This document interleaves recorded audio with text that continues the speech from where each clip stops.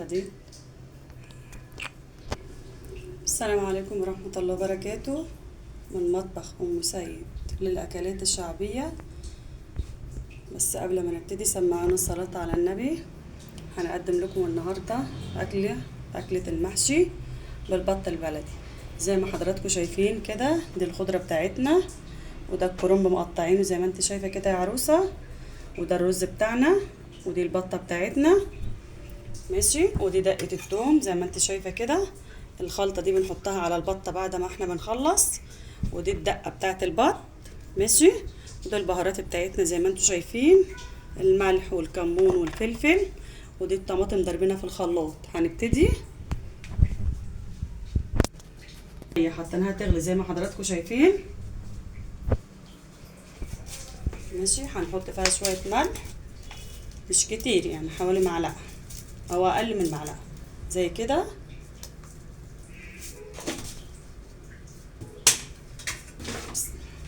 هنبدأ نحط فيها الورق بتاعنا كده زي ما انتوا شايفين. الورق يا بنات بيقعد بالظبط دقيقتين على النار، الوش الاولاني، وتقلبي على الناحية التانية دقيقتين ودقيقتين، يعني 4 دقايق.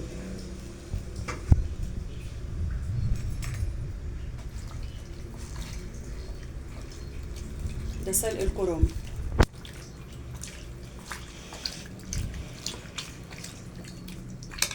ماشي.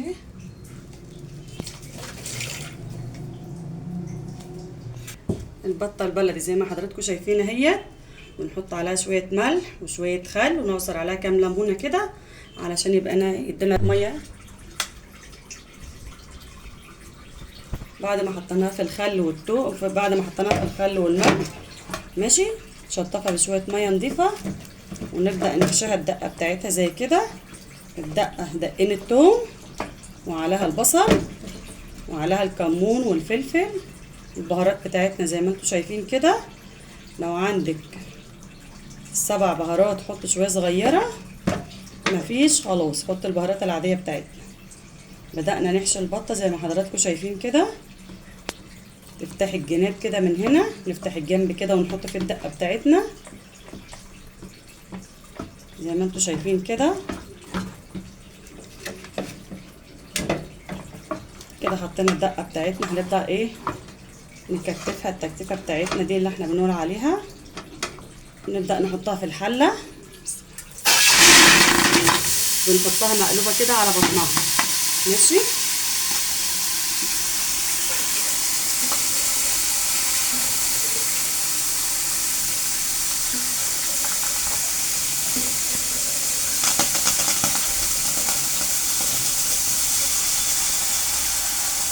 نحط الحاجات بتاعتها كده زي ما انتوا شايفين.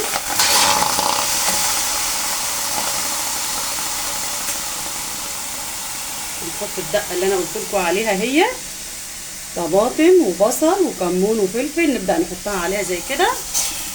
دي بتدينا ريحة وشكل ماشي. نبدأ نغطي عليها، هنسيبها حوالي نص ساعة على النار، وبعد كده نحط المية. ده كده الوش الاولاني اللي احنا حاطينه، هنبدأ نقلبه على الوش التاني زي ما حضراتكم شايفين كده. تقلبيه قلبه كده برضو، ياخد دقيقتين على الناحية التانية، وبعد ما نطلع من المية السخنة هنحطه في المية الباردة كده هنا ماشي.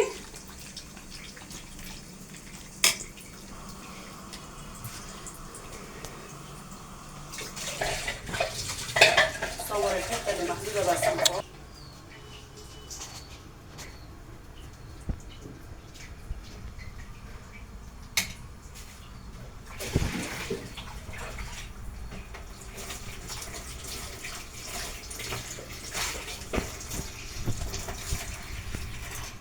طلع اول رصه حطيناها يا بنات اهي كده بالظبط، اخدت 4 دقايق على النار زي ما انت شايفه كده. هنبدا نحطها في الميه الساقعه كده، طلعناها من السخنه، هنحطها في الميه البارده اهي زي ما انت شايفه بالشكل ده ماشي. نبدا نحط الرصه الثانيه بتاعتنا، نحط الورق زي ما انت شايفه كده رصينه بالشكل ده. تبداي تعملي عليه كده بالمقصوصه عادي الورق الاولاني بعد ما كان في الميه الساقعه هو هنبدا نصفيه ونحطه في المصفى بتاعنا كده زي ما انت شايفه علشان يصفي الميه بتاعته. بصي زي ما انت شايفه كده. بصي الورق سليم اهو ولا اتهرى مني ولا حاجه.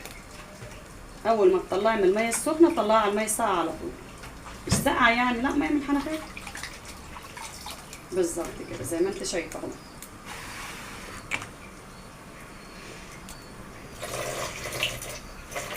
هنبدا نخلص السلق بتاعنا ونحط التسبيكه بتاعت الايه الرز بتاعنا اهو زي ما انت شايفه كده. بنفضل نعمل كده ولا بيتهري ولا بيجرى له اي حاجه.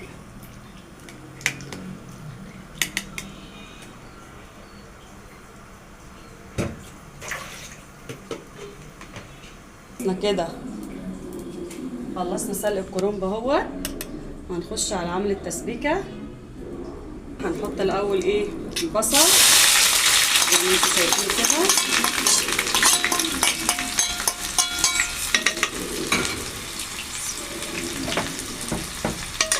نبدا نقلب فيه كده عشان ما يتحرقش 3 دقايق. وبعد كده نحط عليه الطماطم نسيبها بقى لمده نص ساعه على النار. نهدي عليها النار خالص لحد لما تتسبك، وبعد كده نحط الرز والايه والخلطه بتاعتنا اللي باقيه.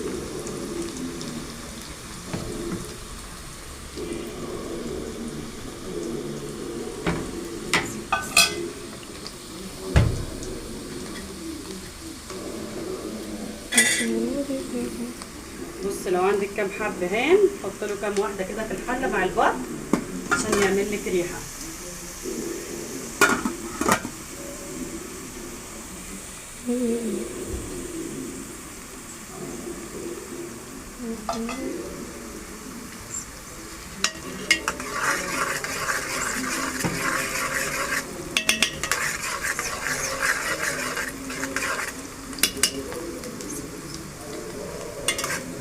اصفرت اهيت زي ما انت شايفه.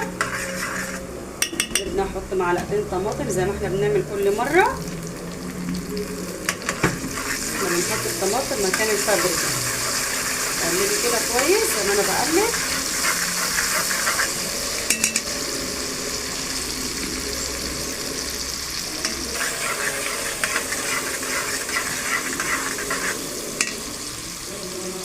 بص احمرت ازاي. هنبدا ندلق عليها الطماطم كلها زي ما انت شايفه كده.